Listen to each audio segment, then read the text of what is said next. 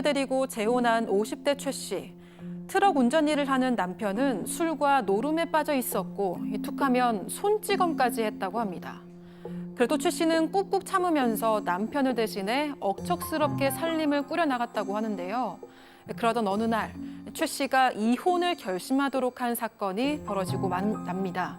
10년 재혼 생활에 마침표를 찍게 한 그날 무슨 일이 있었던 걸까요? 자, 두 자녀를 데리고 이혼해서 혼자 사시다가 어렵게 재혼을 했는데 또 이혼을 고민하고 계신다는 사방 가족분의 사연 제보입니다. 제가 이 내용을 쭉 읽어봤는데요. 제일 마음 아픈 게 고아셨다는 거예요. 네, 오늘 제보해 주신 이제 제보자의 사연입니다. 갓난아기 때 버려져서 고아원에서 자랐고 지금은 이제 50대 여성인 최 씨입니다. 형제나 부모가 있었는지 누군지 전혀 알지 못하고 자라셨고요. 좀 일찍 결혼을 해서 두 아이를 낳았는데 결국 이제 30대 때 이혼을 하게 됩니다. 근데 이혼을 할 때 양육비를 지급하라는 법원의 명령이 있었지만 전 남편은 양육비를 준 적이 없습니다. 그래서 우리 제보자께서 정말 힘들게 두 아이를 키웠고요.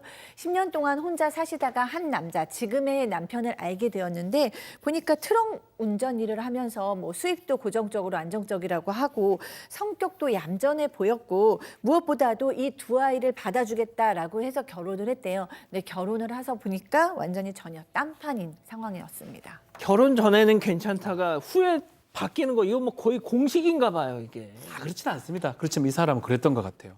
술과 도박, 노름에 빠져있던 모습, 이거는 상상을 초월하는 거죠. 원래 트럭 운전을 하는데 술을 좋아하다 보니까 사고가 계속 일어나요. 합의금 내고 번 돈 다 술 사 먹고 막 이러다가 문제는 또 하도 치잖아요. 친구들하고 하도 치고 그래서 생활비다운 생활비를 한 번도 준 적이 없다라고 하는데 일 끝나고 새벽에 돌아오면 술상 만들어라. 술상이 뭡니까 이게. 그래서 잠도 못 자게 괴롭히고 싸움 걸고 때리고 그런 일이 반복됐다고 합니다. 진짜 안 좋은 건 다 하네요, 혼자서. 네, 그래도 최 씨는 남편을 대신해서 공공근로나 식당 일을 하면서 억척스럽게 생계를 꾸려 나갔습니다. 이런 와중에 재혼 후 몇 년 동안 홀시어머니와 함께 살았는데 그때가 정말 힘들었다고 합니다. 시어머니는 최 씨의 두 자녀들에게요, 밥 많이 먹는다고 구박했고 최 씨에게는 제가 나 밥도 안 차려준다고 구박을 했습니다. 또 말도 안 되는 억지를 부렸다고 하는데요. 장롱에 놔둔 돈을 훔쳐갔다고 생사람을 잡아서 너무 괴로웠다고 합니다. 게다가 남편은 시어머니 말만 듣고 손찌검을 하기도 했는데 이게 다 부모 없는 고아라서 그런가 싶어서 더 서러웠다고 합니다. 자, 오 교수님, 지난 일요일에 이 사연자께서 저희한테 제보톡으로 연락을 주셨는데 첫 문장이 이거였습니다. 너무 무섭고 두려워요. 매일 술만 먹으면 패서 살 수가 없어요. 저 좀 살려주세요 하셨어요. 글쎄요, 지금 이제 조금 전에 그 시어머니가 했던 내용들을 보니까 참 저분이 박복한 분이다라는 생각이 듭니다.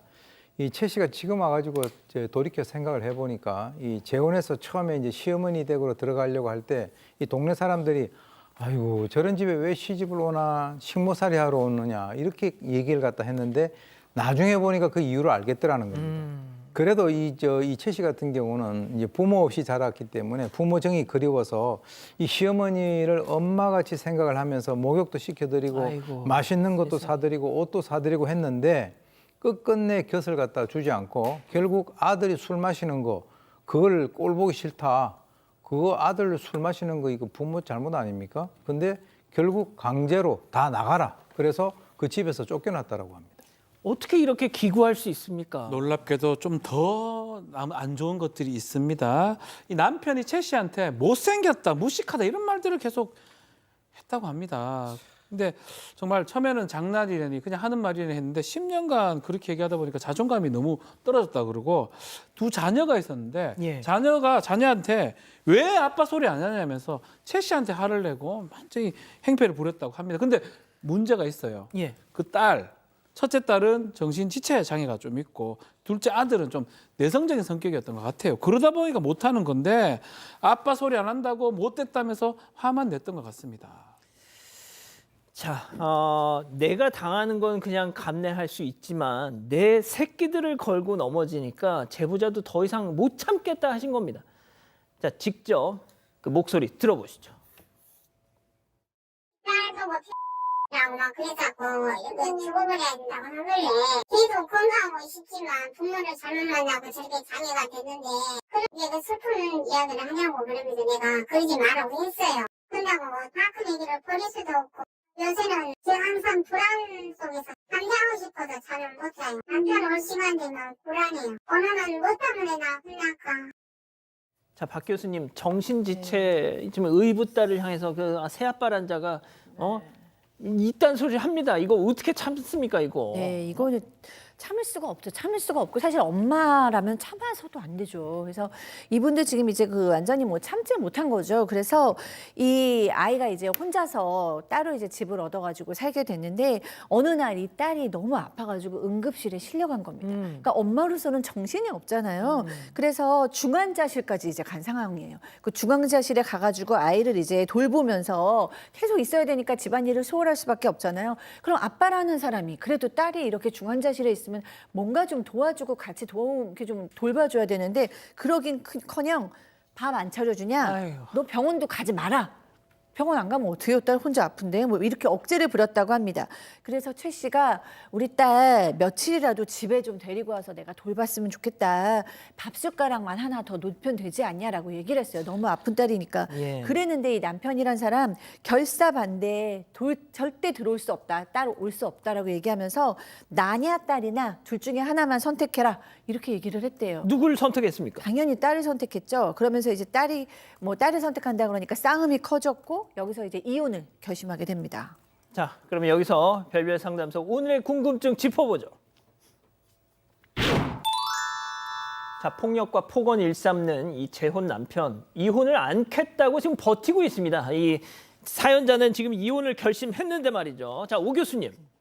이혼 사유 충분히 될 수 있지 않나요? 제가 봤을 때는 뭐 학대 그리고 폭행 그리고 뭐 모욕적인 말 이것도 이제 1, 2년도 아니고 뭐 10년 이상 이렇게 된다면 뭐 우리 이제 그 박 변호사께서 정리를 해주시겠지만 보통 일반인들이 봐서도 이거는 충분히 이혼 그 사유가 된다라고 저는 보고요. 뭐 이혼을 못 하겠다라고 하더라도 이것은 이혼을 갖다가 당하게끔 그렇게 만들어야 될 것 같습니다.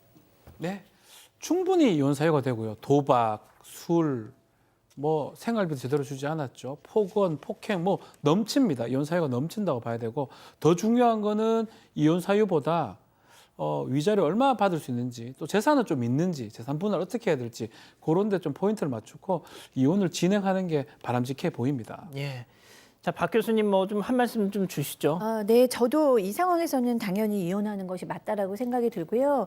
이분은 정말로 너무나 어떻게 보면 생존자거든요. 외롭고 힘든 상황에서 어렸을 때부터 생존을 해서 그리고 저는 굉장히 훌륭한 정말 어머니라고 생각이 듭니다. 아픈 아이까지 잘 보듬고 여태까지 살아오셨기 때문에 그리고 또 강한 여성이기 때문에 이혼 잘 하시고 딸하고 아들하고 잘 좀 재밌게 사셨으면 하는 바람이 있습니다. 우리 가족 여러분들도 같은 생각이시겠죠? 네, 맞습니다. 이혼하라는 의견이 다수였고요. 또 제보자를 응원하는 댓글이 정말 많았습니다. 문경은님 고생 많으셨습니다. 그곳에서 나오세요라고 하셨습니다. 또 태민님은 제발 그냥 이혼하시길 사람 정말 안 고쳐집니다라고 하셨고요. 박연숙님도 이혼하시고 아이들과 행복하게 사셨으면 좋겠습니다라고 하셨습니다. 힘내셨으면 좋겠어요.